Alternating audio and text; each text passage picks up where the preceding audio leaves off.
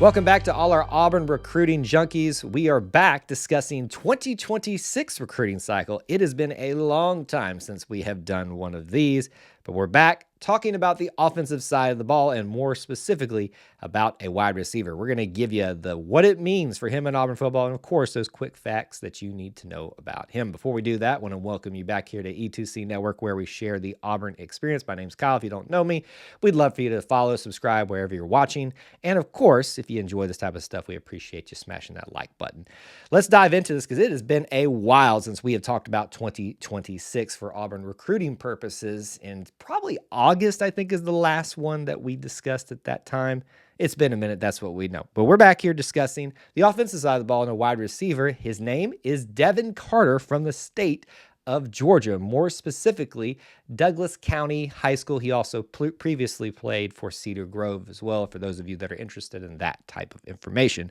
Now, depending on where you go look for stats on him, you're going to find certain differing things. So I'm gonna give you an approximation. 6 foot, 170 pounds, approximately somewhere in the middle of that. I've seen higher, I've seen lower.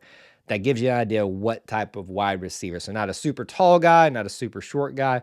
We'll watch and see how he continues to mold and grow over his final year of high school play and what that shapes him into, as long as he remains committed to the Tigers. Obviously, that's the important thing, right? Now, some storylines around him. Obviously, he had a really big relationship with Marcus Davis and Hugh Freeze.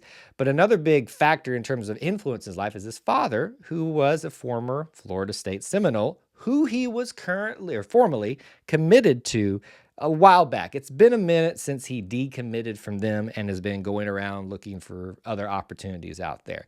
So you got to think and wonder in the back of your mind, is there an opportunity for a flip down the line, especially if Florida State gets rolling again with a new offensive coordinator that we're pretty familiar with, and his father being in play there? Will that come back to haunt Auburn in some way? It could, but right now he seems pretty locked in with the Tigers and has apparently unofficially been committed for a long time and officially announced it at this Navy game that he played. It took a part in as one of the only juniors that did so on the day that he committed, which was also a good sign for, if you're the only one of the few juniors that's going to be participating in that, what you're bringing to the table. Speaking of what he's bringing to the table, found some stats for him for this past year in high school. 41 receptions, 669 yards total, and 5 touchdowns. That's just the one site that I found out there. I think it was 24/7 Sports that had it listed out there.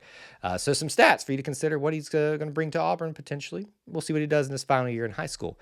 Now let's talk about what it means. What does it mean for Auburn's class? What does it mean for him in terms of playing time? What does it mean for the class going forward about specifically that wide receiver position? So first, the class numbers. This makes it at the time of his commitment. We're just talking about it in that context.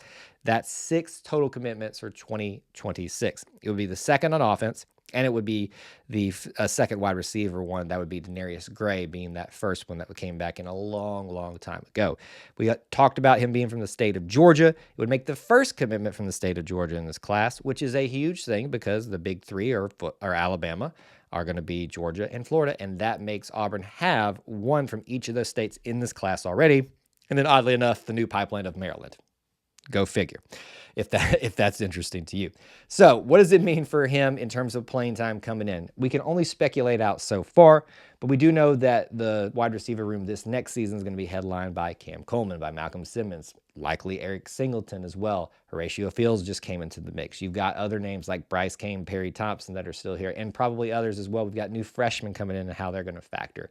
So with probably not a lot leaving in terms of graduation and things like that, once both his high school and our next season for college football is done, you got to wonder, is the room still going to be pretty full when he arrives onto campus? And I would speculate that it is going to be that this time. So while I do think that it will be hard for him to break into the rotation early in his career, he could see some time at special teams. I believe he played track and things like that, so that's going to make him a great athlete and a great asset no matter what.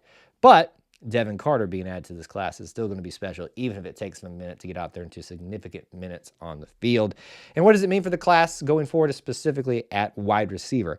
That's 2 in the class with not a lot leaving. That does feel like the room's going to be pretty full, but in the era of transfer portal and all of that, it would make sense if the Tigers continue to either lose people and bring more people in.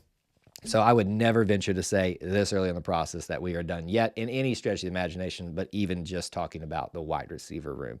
So that's my thoughts, what it means, the quick facts that you need to know about this guy. Let us know your thoughts about him down in the comment section below. And we appreciate you stopping by here at E2C Network, where we share the Auburn experience. War Eagle.